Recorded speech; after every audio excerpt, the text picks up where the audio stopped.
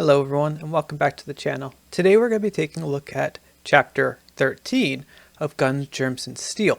Now, as you might have noticed from my last video from Guns, Germs, and Steel, we actually did chapter 11, but we're actually going to skip chapter 12 because that one deals a lot more with languages and whatnot, and I want to do a better video and more in-depth video on that particular chapter. So let's get into chapter 13. Necessity's Mother. On July 3rd, 1908, archaeologists excavating ancient Minoan palace of Pestos on the island of Crete chanced upon the most remarkable objects in history of technology. At first glance, it seemed unprepossessing. A small, flat, unpainted, circular disc of hard-baked clay, 6.5 inches in diameter. Closer examination showed that each side was to be covered with writing, resting on a curved line that spiraled clockwise in 5 coils from the disk's rim to its center. A total of 241 signs, or letters, was neatly divided by etched vertical lines into groups of several signs, possibly constituting words. The writer must have had planned and executed the disk with care, so as to start writing at the rim and fill up all the available space along the spiraling line, yet not run out of space on reaching the center. As always, I will only be going over a portion of this chapter, so go ahead and take a look at it for yourself. I will be linking it in the description below. But the reason why this is so important is because what the writer goes on to talk about is that in order to get this writing as neat as it was, they had to use what's called block lettering. Essentially, what block lettering is where you take a piece of wood or other type of material and you actually carve out the shape that you want printed. We see this specifically in printing presses, but as this is an ancient use of this, this shows that just because something was invented doesn't mean that it actually takes place or that it becomes a common thing throughout the world. So that's what this chapter is about, at least the part that I'm going to be covering. The part talking about how technologies didn't actually advance the way we would have expected them to. Typically, when we play video games or we read books, that there's a linear progression in how technology advances. But that's just not how things work. We're going to talk a little bit later about the steam engine.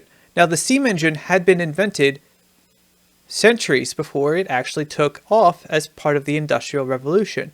There was one story that I heard where somebody was using it as a way of rotating meats, but didn't use it for anything else. Whereas in the Industrial Revolution, that was the cause of exploding the ability of production across the world. Technology in the form of weapons transport provides the direct means of which certain peoples have expanded their realms and conquered other peoples. That makes it the leading cause of history's broadest pattern. But why were Eurasians rather than Native Americans or Sub-Saharan Africans the ones to invent firearms, ocean-going ships, and steel equipment? The differences extend to most of their significant technological advances, from printing presses to glass and steam engines. Technology is what drives progress, but the problem is that that progress can be hindered, and we'll go into that a little bit later, but it's not, like I said earlier, how things are not going to be linear when it comes to progression. Certain things are going to have massive effects on how these stories actually going to progress when we talk about inventions. Still, another alternative view holds that it is a matter not of individual inventiveness, but the receptivity of the whole societies to intervention. Some societies seem helplessly conservative, inward-looking, and hostile to change. That's the impression of many Westerners who have attempted to help the third world peoples and ended up discouraged. The people seem perfectly intelligent as their individuals. The problem seems instead lie with their societies. One of the things that you talk about when we talk about developing is that when we look at societies, we cannot just necessarily give somebody technology, because what ends up happening is that it doesn't always get adopted. One of the problems when we're talking about adaptation is that not every society wants to adapt. One of the things that we need to keep in mind here, and I'll go into other examples later on, but if a power system inside a society does not like the invention, or it doesn't enhance their ability to maintain power or to grow their power, they are less likely to adopt that as part of their society. So for instance, if you have a king who is looking to protect his realm or to grow, if there is an invention that other people can use to subvert his power, he is going to make it extremely difficult to actually use that technology in his area. He's going to ban it. He's going to burn every opportunity of reproduction, everything that comes that he can use to protect his power. That's going to be what he's going to do. The starting point of our discussion is the common views expressed in saying necessity is the mother of inventions. That is, inventions supposedly arise when society has an unfulfilled need, and some technology is widely recognized to be unsatisfactory or limiting. Would-be inventors, motivated by the prospect of money or fame, perceive the need and try to meet it. Some inventor finally comes up with a solution superior to the existing unsatisfactory technology. Society adopts the solution if it is compatible with society's values and other technologies. Yes, this is what happens in an ideal situation, where somebody sees an opportunity to grow themselves as far as money, fame, or other prospective opportunities. They will invent and they will hone the original invention so that it becomes more profitable for what they're trying to do. But that's not always going to be the case when it comes to how it's implemented. A few inventions do conform to this common sense view of necessity as invention's mother. In 1942, in the middle of World War II, the U.S. government set up a Manhattan Project with the explicit goal of inventing the technology required to build an atomic bomb before Nazi Germany could do so. That project succeeded in 3 years at the cost of $2 billion, or equivalent of $20 billion today. Other instances are Eli Whitney's 1794 invention of his cotton gin to replace laborious hand cleaning of cotton grown in the U.S. South, and James Watt's 1769 invention of a steam engine to solve the problem pumping out water of English coal mines. Throughout history, we have a number of flashpoints when it comes to how things develop. So when we're talking about James Watt's invention of the steam engine, there was already steam engines at this point. But because of this invention and because of the applications that it was able to be used, it actually ignited what became the Industrial Revolution.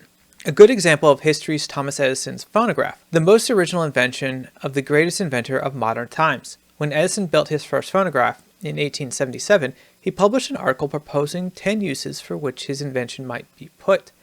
They included preserving the last words of dying people, recording books for blind people to hear, announcing clock time, and teaching spelling. Reproduction of music was not high on Edison's list of priorities. A few years later, Edison told his assistant that his invention had no commercial value. Within another few years, he changed his mind and did enter the business to sell phonographs, but for use of office dictating machines. When other entrepreneurs created jukeboxes by arranging the phonographs to play popular music at the drop of a coin, Edison objected to this debasement, which apparently detracted from the serious office use of his invention. Only after about 20 years did Edison reluctantly concede that the main use of his phonograph was to record and play music. This is also something we should keep in mind when we're talking about how inventions are perceived. The way things are made doesn't mean that that's how they'll actually play out in the wider society.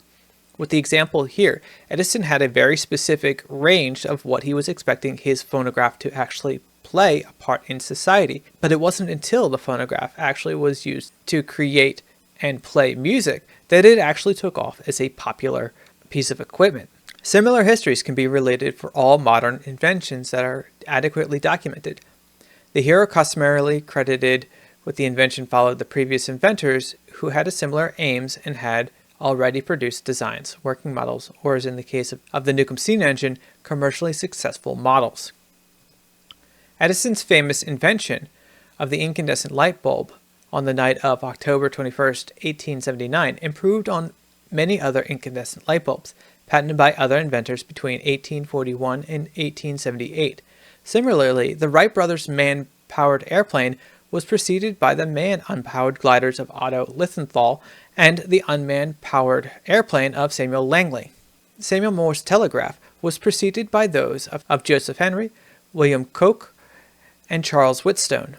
And Eli Whitney's gin for cleaning short staple inland cotton extended gins that had been cleaning long staple sea island cotton for thousands of years. What we're talking about in this particular section is that Just because somebody creates an invention doesn't mean that he isn't working off of somebody else's work. That's how, with the exceptions of like Thomas Edison and Nikola Tesla, a lot of what we see today is just a building off and a honing of the particular technology that is already in use. So for instance, when they talk about the engine, the internal combustion engine, what was the original, and this is in the book itself, the original was about 7 feet tall, which obviously isn't something that's workable when we're talking about car engines, but you can't go anywhere, specifically in the United States, without driving in a vehicle. Now, there's been a lot of development, and the engine at the time that they originally made it is nowhere comparable to the types of technologies that we have today in order to travel across the United States. As the post-medieval petroleum distillation, 19th century chemists found the middle distillate fraction as useful for fuels in oil lamps. Chemists discarded the most volatile fraction, gasoline, as an unfortunate waste product, until it was found to be an ideal fuel for internal combustion engines. Who today remembers that gasoline, the fuel of modern civilization, originated as yet another invention in search of a use? Now, one of the things when we're talking about gasoline here is that at the time that this was discovered as being a primary use for internal combustion engines, another person by the name of Rudolf Diesel. You might recognize the name as another form of fuel that we see in car engines today. The diesel engine was invented by Rudolf Diesel, and it was actually found that using this particular way of combustion, it actually doesn't require ignition, so therefore you can actually run it without necessarily needing the same amount of electricity that you would need for gasoline. Gasoline requires an ignition point, which is why you have spark plugs, but with the diesel engine you actually use compression to actually ignite the gas. So when they were trying to figure out what type of engine they wanted to have popular, John D. Rockefeller, who was at the time very wealthy because of kerosene, when they're talking here about fuel for oil lamps, kerosene was that fuel. And kerosene, the byproduct of creating kerosene, was actually the gasoline, what we're talking about here. So John D. Rockefeller used whatever means he had to actually push as gasoline as the primary fuel, because he already had it in abundance and it wouldn't cost him anything extra to actually produce it for car engines. Now, you might recognize Rockefeller because Rockefeller was as one of the most wealthy people in American history. He actually had about 1.5 of the national GDP as far as how much he was worth. But he run afoul of antitrust laws, and probably one of the reasons why these laws were put into place is because he was able to capture the fuel-making industry in such a way. The Standard Oil Company was his. Now, he was a philanthropist in a lot of different ways, but it wouldn't be surprising if he pushed for these types of reforms because it benefited him. Now, it is the fact that diesel is probably not as clean as gasoline cars, but advancements have been coming about where there is a comparative level of cleanliness when it comes to using the different types. The remaining consideration affecting acceptance of new technology is the ease in which their advantages can be observed. In AD 1340, when firearms had not yet reached most of Europe, England's Earl of Derby and Earl of Salisbury happened to be present in Spain at the Battle of Tarfa, where Arabs used cannons against Spaniards. Impressed by what they saw, the earls introduced cannons to the English army, which adopted them enthusiastically and already used them against the French soldiers at the Battle of Crécy 6 years later. This goes to what I was talking about when it comes to how much power somebody has and how much they can influence whether or not a invention is actually applied. Now, there's an inverse to how much it is shown to be beneficial. This is something that we need to keep in mind when we're telling our stories. If we are creating a society that is purposely ignoring a technology, that should be part of what they do. So for instance, in the Brandon Sanderson's book, the Stormlight Archives, it is part of the culture that women are the ones who are literate, whereas the men are not literate. The way that Brandon shows this is that in order to actually have reading, the woman has to read for the man. The idea here in Brandon's world is that there are gender segregated activities, and that reading is a gendered activity, that it is societally unacceptable for a man to know how to read. Now, I understand what Brandon Sanderson is doing here, and I understand the concept, and don't get me wrong, I love Brandon Sanderson's work, but I have a problem when it comes to this because it doesn't make sense for me, because it is a disadvantage for somebody to not be literate.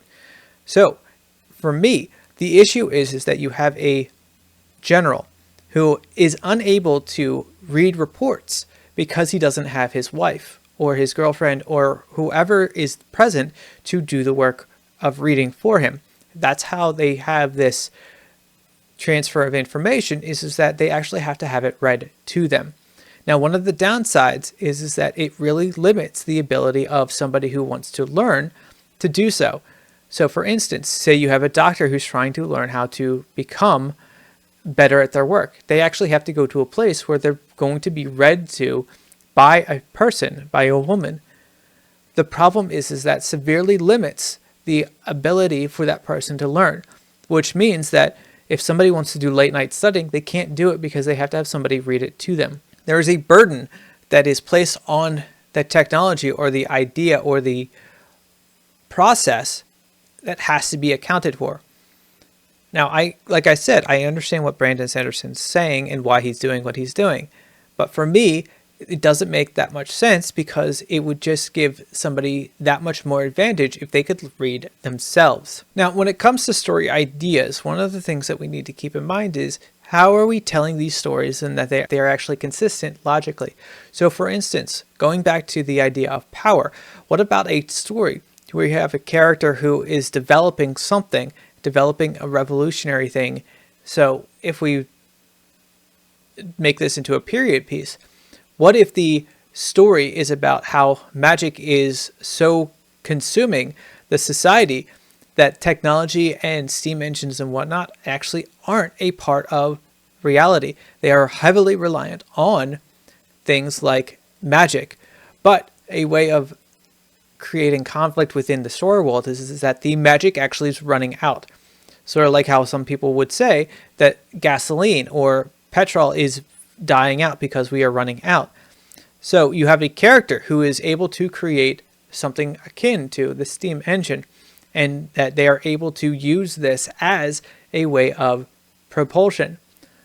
The problem is that the people who are creating the magic items that allow for transportation are going to be very resistant to that idea, because it's going to strip them of their power and their potential to make money. This is something we see throughout stories and histories today, but this is a way we are telling the same idea for our characters to imbibe this reality. All right, everybody, that's all I had for today. As always, I will be linking the resources I use in the description below. If you have any questions, comments, concerns, please leave it in the comment section below. Until next time, bye. I am a poor, wayfaring stranger. I'm traveling through this world of woe, yet there's no sickness, toil, nor danger in that bright land to which I go.